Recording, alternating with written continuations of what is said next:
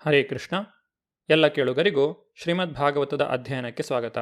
ಭಗವಾನ್ ನರಸಿಂಹದೇವನ ಆಜ್ಞೆಯಂತೆ ಬ್ರಾಹ್ಮಣರ ನಿರ್ದೇಶನದಂತೆ ಪ್ರಹ್ಲಾದ ಮಹಾರಾಜನಿಗೆ ರಾಜ್ಯಾಭಿಷೇಕ ಮಾಡಲಾಯಿತು. ಇತರ ಎಲ್ಲ ದೇವತೆಗಳಿಂದ ಸುತ್ತುವರಿದಿದ್ದ ಬ್ರಹ್ಮದೇವನ ಮುಖವು ಕಂಗೊಳಿಸುತ್ತಿತ್ತು, ಏಕೆಂದರೆ ಅವನು ಸಂತುಷ್ಟನಾಗಿದ್ದನು. ಅವನು ಭಗವಂತನನ್ನು ದಿವ್ಯವಾದ ಮಾತುಗಳಿಂದ ಸ್ತುತಿಸಿದನು. ಹೇ ದೇವದೇವನೇ, ಇಡೀ ಜಗತ್ತಿನ ಒಡೆಯನೇ, ಸಕಲ ಜೀವಿಗಳ ಸೃಷ್ಟಿಕರ್ತನೇ, ಆದಿಪುರುಷನೇ, ನಮ್ಮ ಸೌಭಾಗ್ಯದಿಂದ ನೀನೀಗ ಲೋಕಕಂಟಕನೂ ಪಾಪಿಷ್ಟನೂ ಆದ ಈ ರಾಕ್ಷಸನನ್ನು ಕೊಂದಿದ್ದೀಯೆ. ಈ ಹಿರಣ್ಯಕಶಿಪು ಎಂಬ ರಾಕ್ಷಸನು ನಾನು ಸೃಷ್ಟಿಸಿದ ಯಾವ ಜೀವಿಯಿಂದಲೂ ಸಾಯಬಾರದೆಂಬ ವರವನ್ನು ನನ್ನಿಂದ ಪಡೆದನು. ಈ ವರದ ಬಲದಿಂದಲೂ ತನ್ನ ತಪೋಬಲದಿಂದಲೂ ಯೋಗಸಿದ್ಧಿಯಿಂದಲೂ ಅವನು ಅತಿಯಾಗಿ ಕೊಬ್ಬಿ ಹೋಗಿ ಸಕಲ ವೈದಿಕ ವಿಧಿವಿಧಾನಗಳನ್ನೂ ಉಲ್ಲಂಘಿಸಿದನು. ಅದೃಷ್ಟವಶಾತ್ ಹಿರಣ್ಯಕಶಿಪುವಿನ ಮಗನಾದ ಪ್ರಹ್ಲಾದ ಮಹಾರಾಜನು ಬದುಕಿಕೊಂಡನು.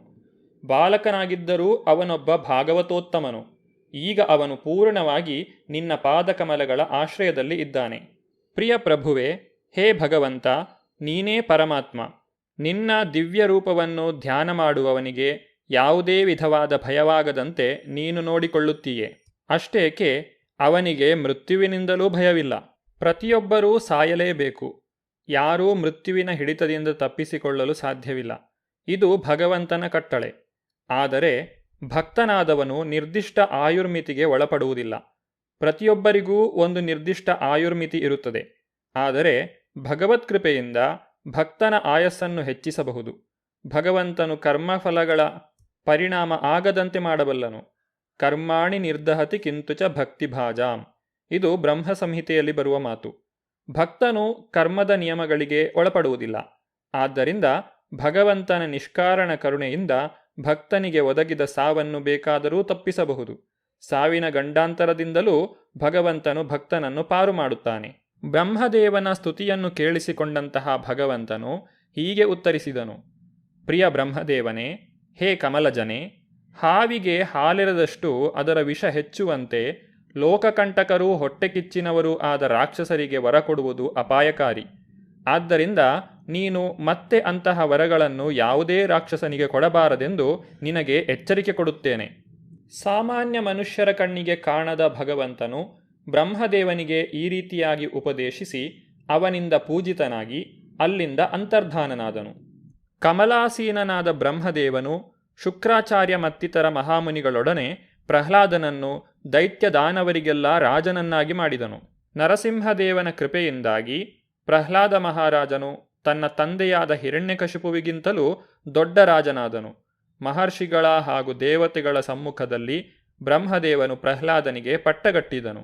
ಬ್ರಹ್ಮದೇವನೇ ಆದಿಯಾಗಿ ದೇವತೆಗಳೆಲ್ಲರೂ ಪ್ರಹ್ಲಾದ ಮಹಾರಾಜನಿಂದ ಪೂಜಿತರಾಗಿ ಅವನಿಗೆ ಆಶೀರ್ವಾದಗಳನ್ನು ಮಾಡಿ ತಮ್ಮ ತಮ್ಮ ಧಾಮಗಳಿಗೆ ಹಿಂದಿರುಗಿದರು. ಹೀಗೆ ವಿಷ್ಣುವಿನ ದ್ವಾರಪಾಲಕರಾದ ಇಬ್ಬರೂ ದ್ವಿತೀಯ ಪುತ್ರರಾದ ಹಿರಣ್ಯಾಕ್ಷ ಹಿರಣ್ಯಕಶಿಪುಗಳಾಗಿ ಹುಟ್ಟಿ ಸಂಹಾರವಾದರು. ಪ್ರತಿಯೊಬ್ಬರ ಹೃದಯದಲ್ಲೂ ಇರುವ ಭಗವಂತನು ತಮ್ಮ ಶತ್ರುವೆಂದು ಅವರು ಭ್ರಮಿಸಿದ್ದರು. ಶಿಶುಪಾಲನು ಕೃಷ್ಣನ ಸಾಯುಜ್ಯ ಹೇಗೆ ಹೊಂದಿದನು ಎಂದು ಯುಧಿಷ್ಠಿರ ಮಹಾರಾಜನು ನಾರದರನ್ನು ಕೇಳಿದಾಗ ನರಸಿಂಹದೇವ ಹಾಗೂ ಪ್ರಹ್ಲಾದ ಮಹಾರಾಜರಿಗೆ ಸಂಬಂಧಿಸಿದ ಉಪಾಖ್ಯಾನವು ಆರಂಭವಾಯಿತು. ಶಿಶುಪಾಲ ಮತ್ತು ದಂತವಕ್ರರೇ ಹಿರಣ್ಯಾಕ್ಷ ಮತ್ತು ಹಿರಣ್ಯಕಶಿಪುಗಳು. ಇಲ್ಲಿ 3 ಬೇರೆ ಬೇರೆ ಜನ್ಮಗಳಲ್ಲಿ ತನ್ನ ದ್ವಾರಪಾಲಕರನ್ನು ವಿಷ್ಣುವೇ ಸಂಹಾರ ಮಾಡಿದನೆಂಬುದನ್ನು ನಾರದ ಮುನಿಗಳು ಹೇಳುತ್ತಿದ್ದಾರೆ. ಮೊದಲು ಅವರು ಹಿರಣ್ಯಾಕ್ಷ ಮತ್ತು ಹಿರಣ್ಯಕಶಿಪು ಎಂಬ ದೈತ್ಯರಾಗಿದ್ದರು. ಬ್ರಾಹ್ಮಣರ ಶಾಪದಿಂದ ಆ ಇಬ್ಬರು ದ್ವಾರಪಾಲಕರು ಮತ್ತೆ ಕುಂಭಕರ್ಣ ಮತ್ತು 10 ತಲೆಯ ರಾವಣರಾಗಿ ಹುಟ್ಟಿದರು. ಈ ಇಬ್ಬರು ರಾಕ್ಷಸರು ಶ್ರೀರಾಮಚಂದ್ರನ ಅದ್ಭುತ ಪರಾಕ್ರಮದಿಂದ ಸಂಹಾರವಾದರು. ಶ್ರೀರಾಮಚಂದ್ರನ ಬಾಣಗಳಿಗೆ ಸಿಲುಕಿ ಕುಂಭಕರ್ಣ ರಾವಣ ಇಬ್ಬರೂ ನೆಲದ ಮೇಲೆ ಬಿದ್ದು ಸತ್ತರು.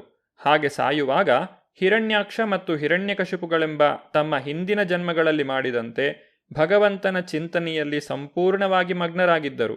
ಅವರು ಮತ್ತೆ ಈ ಸಮಾಜದಲ್ಲಿ ಶಿಶುಪಾಲ ದಂತವಕ್ರರಾಗಿ ಹುಟ್ಟಿ ಭಗವಂತನ ಮೇಲಿನ ಅದೇ ದ್ವೇಷವನ್ನು ಮುಂದುವರಿಸಿದರು. ಅವರೇ ನಿನ್ನೆದುರು ಭಗವಂತನೊಡನೆ ಸಾಯುಜ್ಯ ಹೊಂದಿದರು. ವೈರಾನುಬಂಧೇನ, ಭಗವಂತನ ಶತ್ರುವಾಗಿ ವರ್ತಿಸುವುದು ಜೀವಿಗೆ ಲಾಭಕರವೇ. ಕಾಮಾತ್ ದ್ವೇಷಾತ್ ಭಯಾತ್ ಸ್ನೇಹಾತ್, ಭಗವಂತನ ಮೇಲಿನ ಕಾಮದಿಂದ ದ್ವೇಷದಿಂದ, ಭಯದಿಂದ ಅಥವಾ ಶ್ರೀಲ ರೂಪಗೋಸ್ವಾಮಿಯವರು ಹೇಳಿರುವಂತೆ ಹೇಗಾದರೂ ಮನುಷ್ಯನು ಭಗವಂತನ ಬಗ್ಗೆ ಅನುರಕ್ತನಾಗಿ ಕೊನೆಗೆ ಭಗವದ್ಧಾಮಕ್ಕೆ ಹಿಂದಿರುಗುವ ಗುರಿ ಸಾಧನೆ ಮಾಡಬೇಕು. ಇನ್ನು ಭಗವಂತನ ಕಿಂಕರ, ಸ್ನೇಹಿತ, ತಂದೆ, ತಾಯಿ ಅಥವಾ ಪ್ರೇಮಿಯಾದವನ ಬಗ್ಗೆ ಹೇಳುವುದೇನಿದೆ? ಶಿಶುಪಾಲ, ದಂತವಕ್ರರು ಮಾತ್ರವಲ್ಲ, ಶ್ರೀಕೃಷ್ಣನ ಶತ್ರುಗಳಾದ ಇನ್ನೂ ಅನೇಕಾನೇಕ ರಾಜರು ಸಾಯುವಾಗ ಮೋಕ್ಷವನ್ನು ಪಡೆದರು.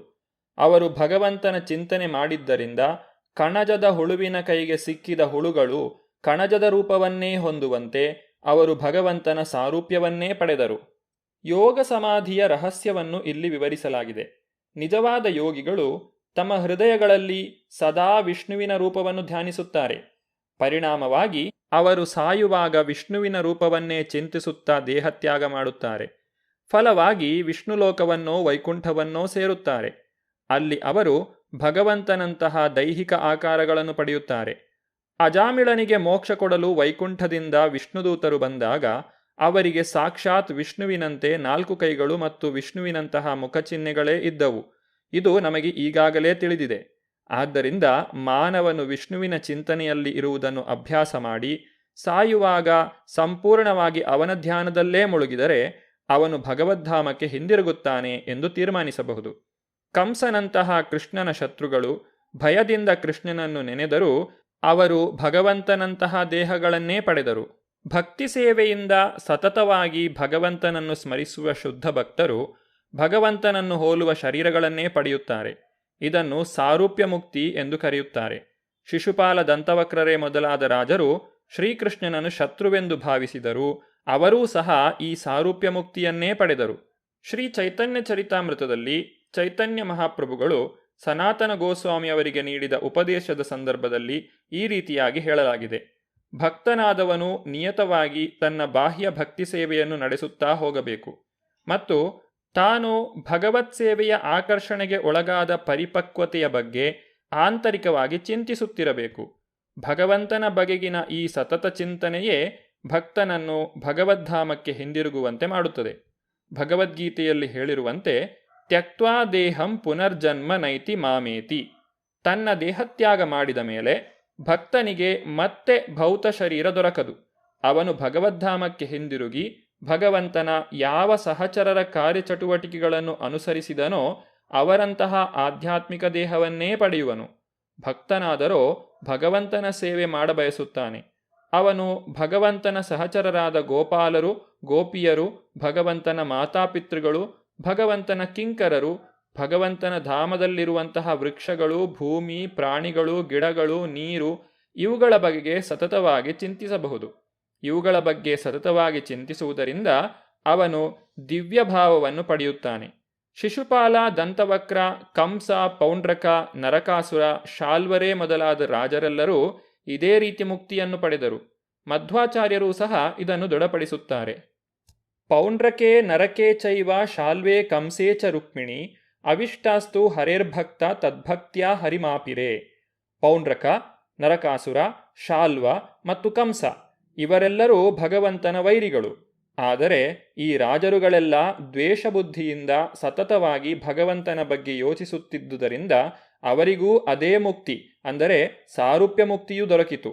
ಜ್ಞಾನಭಕ್ತನಿಗೂ ಅಂದರೆ ಜ್ಞಾನ ಮಾರ್ಗವನ್ನು ಅನುಸರಿಸುವ ಭಕ್ತನಿಗೂ ಅದೇ ಮುಕ್ತಿ ಸಿಗುತ್ತದೆ. ದ್ವೇಷ ಬುದ್ಧಿಯಿಂದ ಸದಾ ಭಗವಂತನನ್ನು ನೆನೆಯುತ್ತಿರುವ ಭಗವಂತನ ವೈರಿಗಳಿಗೇ ಮುಕ್ತಿ ದೊರಕುವಾಗ ಸದಾ ಭಗವಂತನ ಸೇವೆ ಮಾಡುತ್ತಾ ಪ್ರತಿಯೊಂದು ಕೆಲಸ ಕಾರ್ಯದಲ್ಲೂ ಭಗವಂತನನ್ನು ಬಿಟ್ಟು ಬೇರೇನನ್ನೂ ನೆನೆಯದ ಶುದ್ಧ ಭಕ್ತರ ಬಗೆಗೆ ಹೇಳುವುದೇನಿದೆ? ದ್ವೇಷ ಬುದ್ಧಿ ಇಟ್ಟುಕೊಂಡು ಶಿಶುಪಾಲಾದಿಗಳಿಗೆ ಯಾವ ರೀತಿಯಾಗಿ ಮುಕ್ತಿ ಸಿಕ್ಕಿತು ಎಂದು ಯುಧಿಷ್ಠಿರ ಮಹಾರಾಜನು ನಾರದ ಮುನಿಗಳಲ್ಲಿ ಕೇಳಿದಾಗ ನಾರದ ಮುನಿಗಳು ಈ ಎಲ್ಲ ವಿಚಾರಗಳನ್ನು ವಿವರಿಸಿದ್ದಾರೆ. ದೇವೋತ್ತಮ ಪರಮಪುರುಷನಾದ ಶ್ರೀಕೃಷ್ಣನ ಈ ಉಪಾಖ್ಯಾನದಲ್ಲಿ ಭಗವಂತನ ವಿಸ್ತರಣೆಗಳ ಅಥವಾ ಅವತಾರಗಳ ಬಗ್ಗೆ ವಿವರಿಸಲಾಗಿದೆ. ಹಿರಣ್ಯಾಕ್ಷ, ಹಿರಣ್ಯಕಶಿಪು ಎಂಬ 2 ರಾಕ್ಷಸರ ವಧೆಯನ್ನು ವಿವರಿಸಲಾಗಿದೆ. ಅವತಾರಗಳು ದೇವೋತ್ತಮ ಪರಮಪುರುಷನಾದ ಶ್ರೀಕೃಷ್ಣನ ವಿಸ್ತರಣೆಗಳು. ಅದ್ವೈತಮಚ್ಯುತಮನಾದಿಮನಂತರೂಪಂ ಆದ್ಯಂ ಪುರಾಣ ಪುರುಷಂ ನವಯೌವನಂ ಚ ವೇದೇಶು ದುರ್ಲಭಮದುರ್ಲಭಮಾತ್ಮಭಕ್ತೌ ಗೋವಿಂದಮಾದಿಪುರುಷಂ ತಮಹಂ ಭಜಾಮಿ. ನಾನು ದೇವೋತ್ತಮ ಪರಮಪುರುಷನಾದ ಗೋವಿಂದನನ್ನು ಪೂಜಿಸುತ್ತೇನೆ. ಅವನು ಆದಿಪುರುಷನೂ ಅದ್ವೈತನೂ ಅಚ್ಯುತನೂ ಅನಾದಿ ಸ್ವರೂಪನೂ ಆಗಿದ್ದಾನೆ. ಅವನು ಅನಂತ ರೂಪಗಳಾಗಿ ವಿಸ್ತರಿಸಿದರೂ ಅವನು ಆದಿಪುರುಷನು. ಅವನು ಪುರಾಣ ಪುರುಷನಾದರೂ ಸದಾ ನವಯೌವನವುಳ್ಳ ಯುವಕನಂತೆ ಕಾಣಿಸುತ್ತಾನೆ. ಭಗವಂತನ ಆನಂದಮಯ ಹಾಗೂ ಸರ್ವಜ್ಞ ರೂಪಗಳನ್ನು ವೈದಿಕ ಜ್ಞಾನದಿಂದ ಅರಿಯಲು ಸಾಧ್ಯವಿಲ್ಲ. ಅವು ಶುದ್ಧ ನಿಷ್ಕಲ್ಮಶ ಭಕ್ತರಿಗೆ ಮಾತ್ರ ವ್ಯಕ್ತವಾಗುತ್ತವೆ. ಭಗವಾನ್ ನರಸಿಂಹದೇವನು ಭಕ್ತಶ್ರೇಷ್ಠನಾದಂತಹ ಪ್ರಹ್ಲಾದ ಮಹಾರಾಜನಿಗೆ ಅನುಗ್ರಹ ಮಾಡಿದ ಈ ಉಪಾಖ್ಯಾನವನ್ನು ತಿಳಿದುಕೊಳ್ಳುವುದರಿಂದ ಉಂಟಾಗುವಂತಹ ಫಲಶ್ರುತಿಯ ಬಗ್ಗೆ ನಾವು ಮುಂದಿನ ಸಂಚಿಕೆಯಲ್ಲಿ ನೋಡೋಣ. ಧನ್ಯವಾದಗಳು. ಹರೇ ಕೃಷ್ಣ.